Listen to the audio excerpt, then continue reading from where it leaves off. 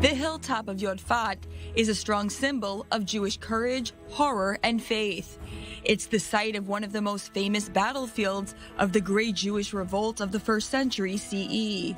In 2017, we took a tour with Dr. Mordechai Aviam, an archaeologist who excavated the site.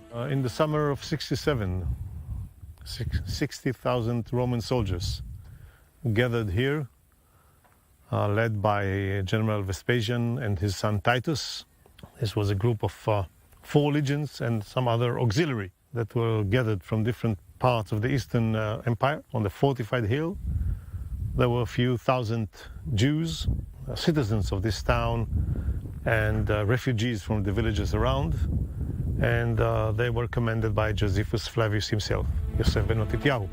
Josephus, an acclaimed Jewish leader, found himself under siege on the hilltop of Yodfat.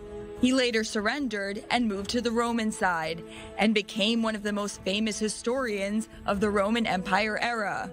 In one defining moment mentioned in his book, The Jewish War, Josephus escapes to an underground cave where he hides with several Jewish residents.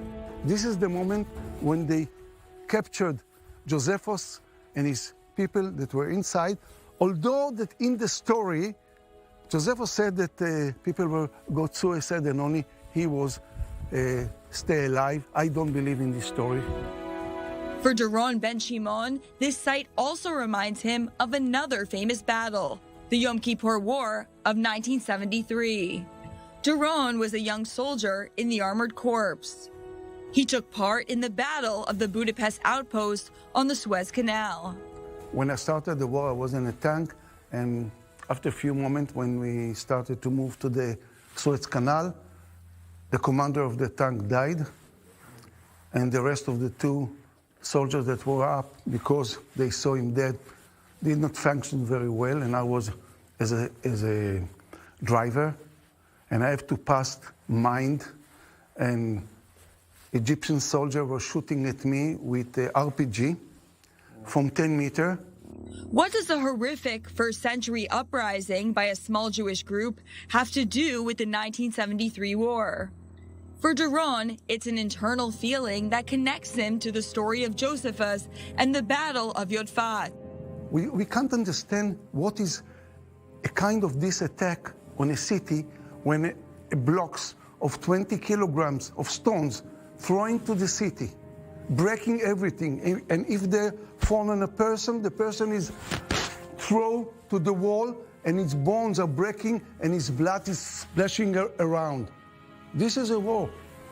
You can't imagine how people did not know what will happen to them in the next moment. So the feeling that I had in this fight, someone told me, look, what you are describing in here actually is identical to what you felt when you were in the Yom Kippur War. Recently, Doron wrote a book named The Josephus Riddle. He also gives tours of major sites of the Great Jewish Revolt, such as Yodfat, Jerusalem, and Gamla. In his tours, he tries not just to tell the story of the Great Jewish Revolt, but also to explain the feelings behind it. Try to imagine this moment when the people in here look out, hear the voices, and suddenly the Roman army is coming and cover everything, every area with this uniform and everything that they had. And then they are building over there the tent where Aspasianus was there. And here, this place where the Roman broke the wall and sneak inside in the end of the day. What is the message of the Great Jewish Revolt? Some see it as a great defeat of the Jewish people, and others as a heroic act. Whatever the case, Yodfat is proof that for many in the Holy Land, the past continues to echo.